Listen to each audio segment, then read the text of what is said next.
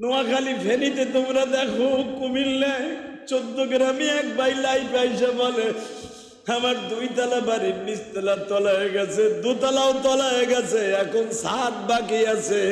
ছোট্ট একটু ছাদের মধ্যে আমরা অন্তত 20টা ফ্যামিলির লোক আছি।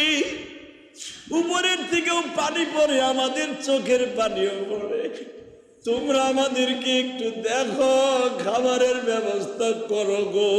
বাজান এত টাকা তাদের ব্যাংকে পড়ে আছে, বিল্ডিং এ যারা দিছে তাদের অবশ্যই কিছু না কিছু টাকা আছে বাবা।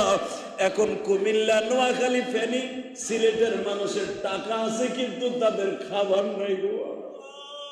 তাহলে বোঝা গেল টাকা পয়সায় সুখ দেয় না, মালিকের সুখ ছাড়া কেউ সুখে থাকতে পারে না।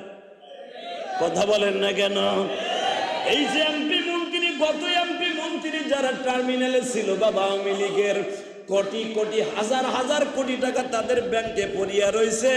যেখানে বাবা এই যে আয়না ঘর নামে অত্যাচার করা হইতো, এই এমপি মন্ত্রীগুলা যারা সাবেক ছিল তাদেরকে ধরে ধরে নিয়ে খোয়ারে ঢুকাইছে।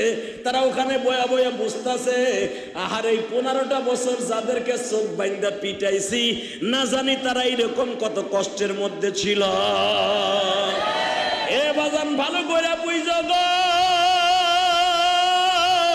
তুমি যদি অন্যায়ভাবে কোনো মানুষকে অত্যাচার করো, নিপীড়ন নির্যাতন করো, মৃত্যুর আগ পর্যন্ত ওই নির্যাতনে গ্রাস হইয়া তারপরে তোমার যেতে হবে।